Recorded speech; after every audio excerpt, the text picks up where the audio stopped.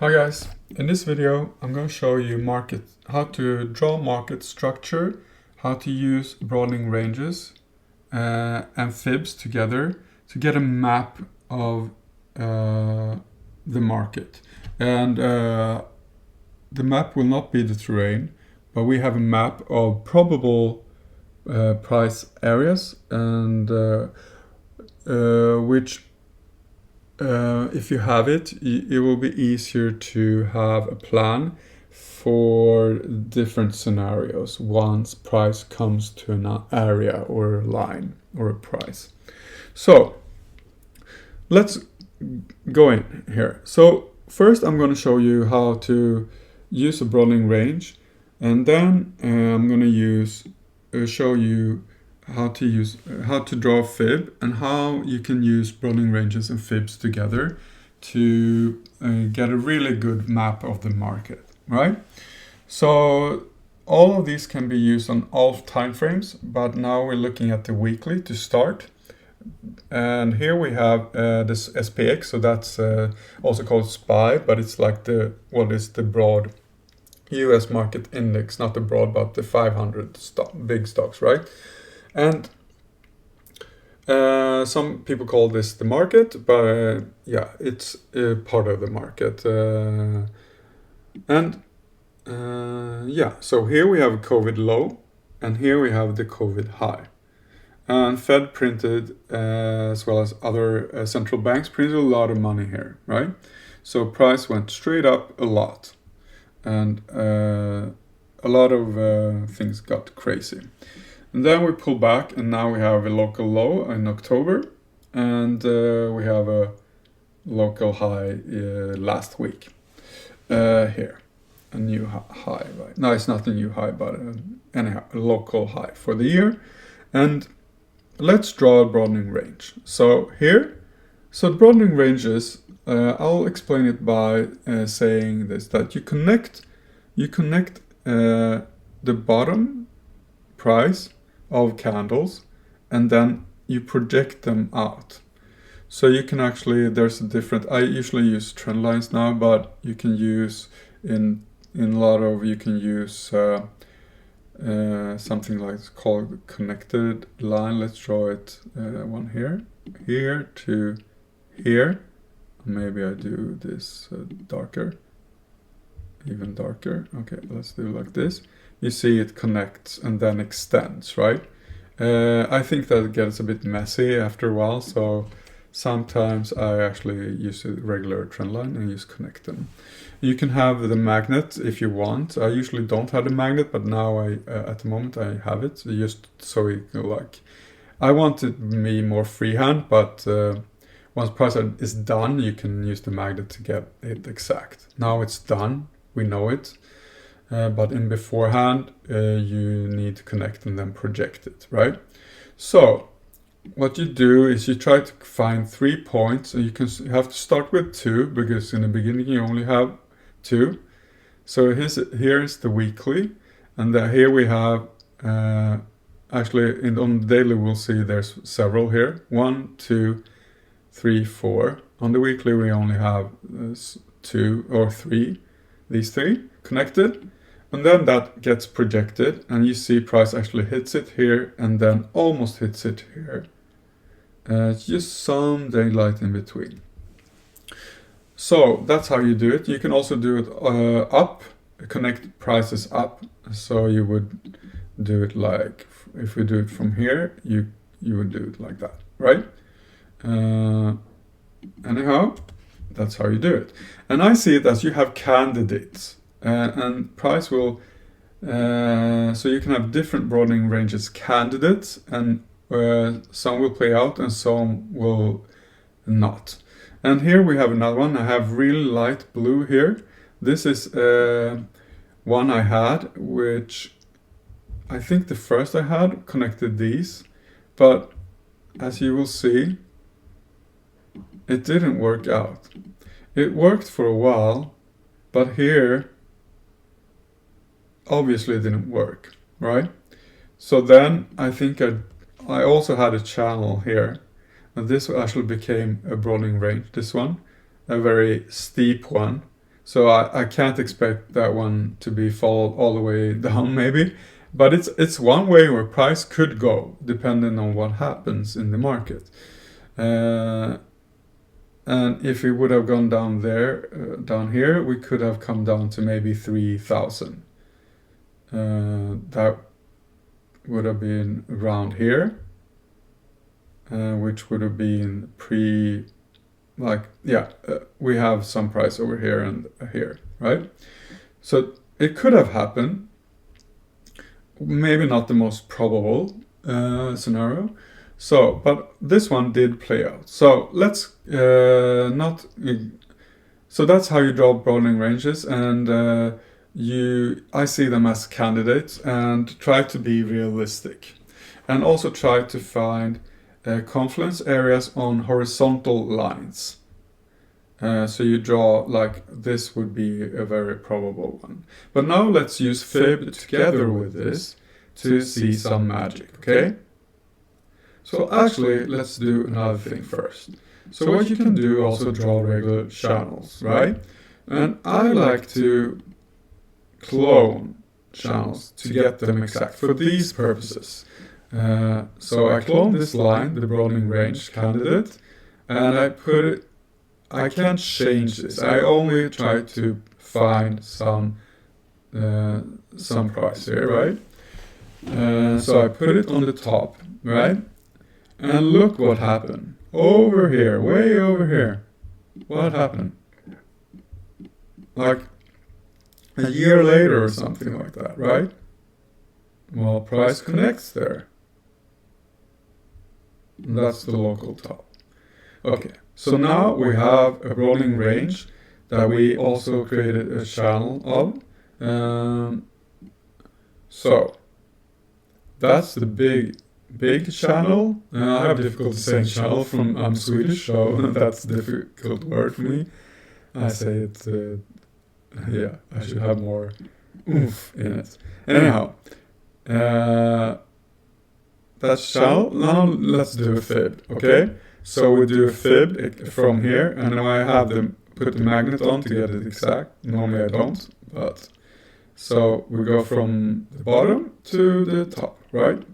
So here's 0% and up here 100%, and now I think I have, So I normally, so 61.8 is important, and I think 50 is important, and 1618 I think is important as well as 0.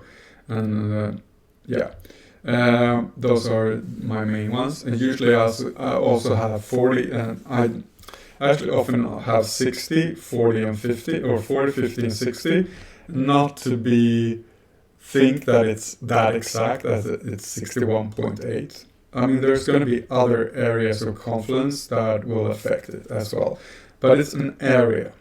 So at the moment I have 50, 61, 100 and 0 as the main ones, just to not clutter it too much, right? So let's look. So now we're going to look at that from 0. So how much did it pull back? Well, it pulled back almost exactly 50%. Oh, maybe that's just a coincidence. Or maybe not. Let's see. So that's the main thing. And also, let's start with that. So that, now we're going to delete that one, that fib. And now we're going to zoom in a bit on, I'm going to move this to the side. And let's go to daily. It's going to be a bit more messy. And we're going to go all the way from here to up here in the end, but we're going to do it in parts. So the first fib, we go from the bottom to the first top, which is there. How much did this, let's zoom in even more. Okay, let's zoom in. And let's do this, we see some more. Okay, now I think we see it pretty well. So from 0 to 100, how much did it pull back? Almost exactly 50%. Okay, interesting. And then we can also see the projected price. There's a lot of things happening around this area, right? Look, all these these areas, we have things happening with price around these areas. This is for 100 and this is the projected area, right?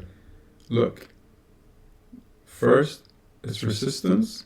Well, actually it wasn't much of resistance, and then it's support, and then it fades down to 100 again, and then it comes up, resistance, finds support here, and goes beyond, right?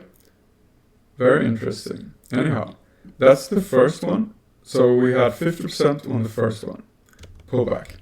Now let's draw a larger one. So we go from here to next top. And how much did it pull back? Almost exactly 50%. Interesting. Maybe it's a coincidence. Maybe. We'll see. Let's delete this one. Well, actually also, if we project this one from 100, so we go 0 to 100, right? From here, that's 0, and that's the top, that's 100, and then we project the 161.8, and look what happened to price here. And also, so price went up there and then pulled back, and there we also have the broadening range of the channel.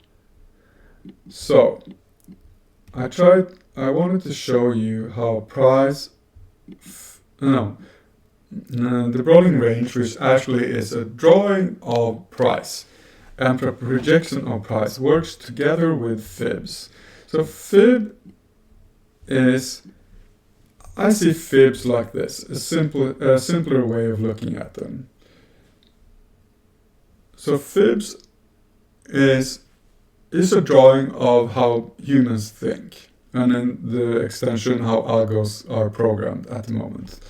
Or not how all algos are programmed by humans, right?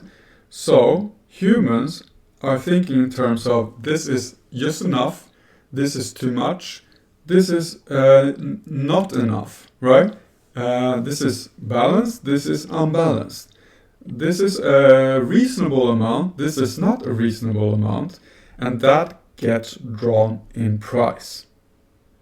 That's just how it works.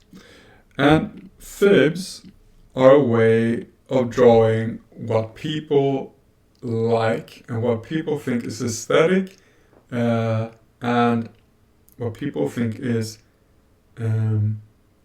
enough. So, like, if price extends too much, like it's going way over here, people are starting to think that's too much. Okay, but what would be reasonable balance? Well, maybe we like things in thirds and in twos and in fours. It's just the fib, do you know the famous Da Vinci, let's see.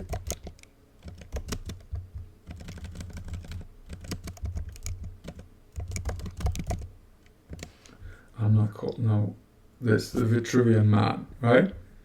This one.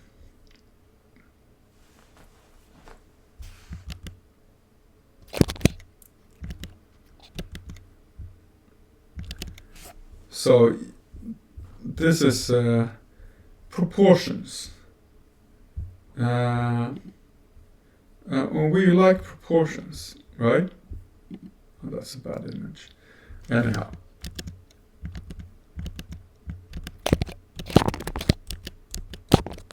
Let's get back. So humans like proportions, and that's just how it is.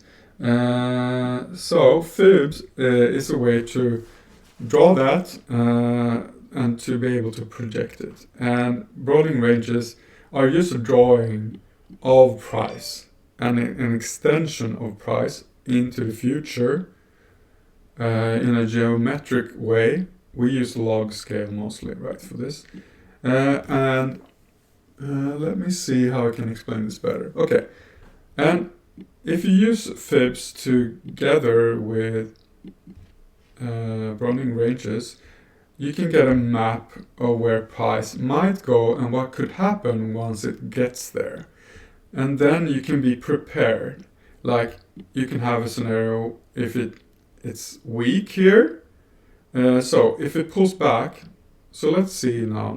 So now we have 0 to up here. That was the projection. Let's draw a last one. So the last one, we go from here to here. So that's 100% now. Maybe I should actually hit 100%. Okay. So then we could pull back to 50% or 61.8. If it pulls back to 61.8, it's even stronger. And if it pulls back to 50, maybe humans will think it's just enough. Or maybe it pulls back more, then we know the market is weaker. So that's how you can use it to also plan. And what I do actually is also, so I'm going to draw at 50, I'm going to draw a line. And then I'm going to also draw a line at the projected price up here as a target, potential target. I also like to use target on just candles on the weekly. But okay. So now I'm going to delete the fib. So let me see. So let me show you first. Maybe price will pull back to here, to the 50. It could go very simple. It's something like this. It's not going to be this straightforward. Retest this channel, come back a bit more, maybe go over it, and then retest it on from the upside to the down, and then yeah, something like this. I don't know how price moves exactly. Okay, this one. Let's do this. Something like this. This is a possible scenario, but it might as well go down here. It doesn't matter. We have a map, but not the terrain, right? So let's delete this one. Oh, actually, let's delete the fib. Okay, so I deleted the fib. Now I have the red lines here. This is my possible pullback area, 50% pullback area.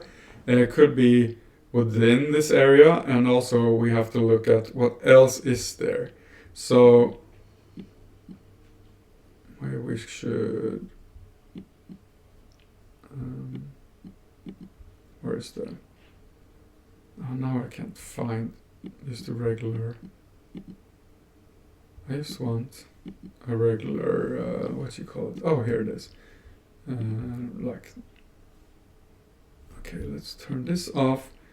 So maybe more look at like an area, right? It's not exact. So we we think price it's probable price could pull back to this area. And if it pushes up from there, then we can trade it and be bullish. That's just how I use it, okay? Let's delete this. So,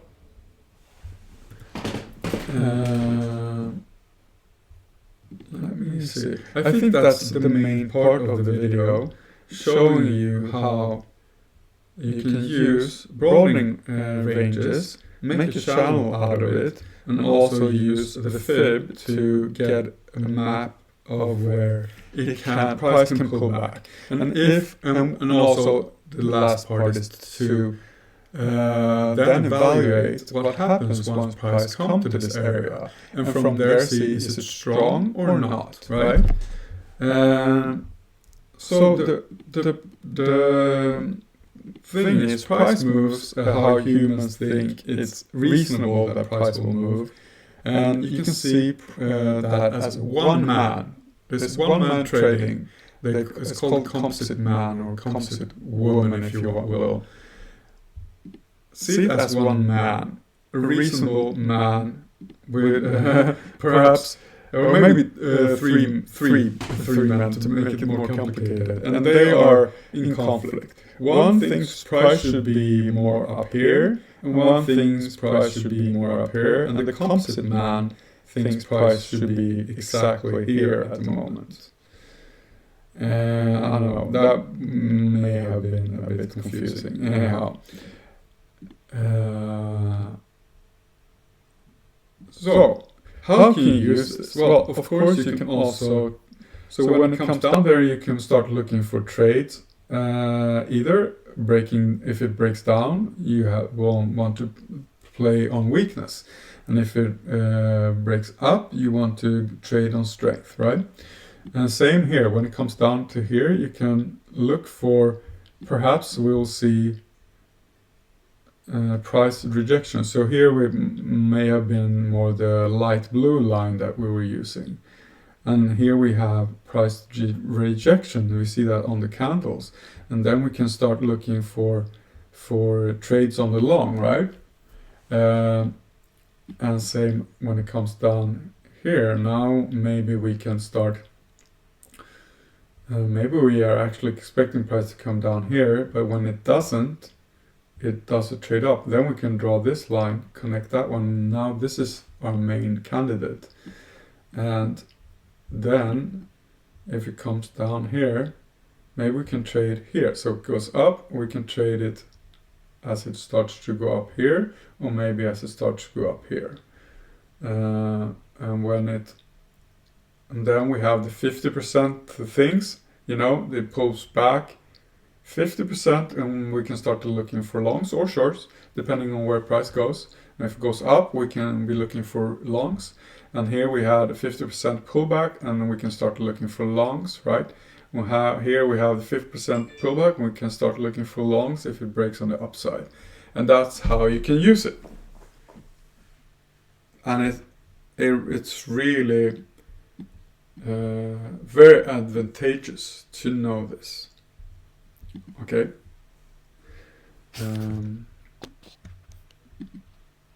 Yeah. And then you just need to execute, which is the most difficult part. But knowing this, you can see the forest and not be looking at the individual trees too much, right? And that is the same with stocks.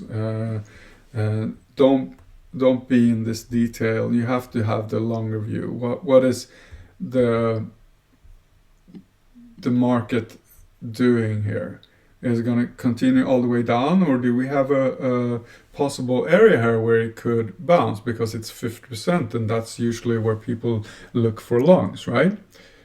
Yeah. Okay. Now, I think I explained it. I hope you learned something. I think it's a fantastic way of looking at the markets. If you have any questions, please comment. Maybe you can ask me what else you want to know about market structure, or anything else. You can write here on YouTube, or connect with me on Twitter on @kulturdesken with a K, like cultural kulturdesken, like desk and then EN, and that's my handle there, and that means the cultural trading desk, and because I have a background in culture. As a creative mostly. So that's the video, and see you in the next one. Please like and subscribe if you want to take part of different materials in the future. And yeah, that's it. See you in the next one.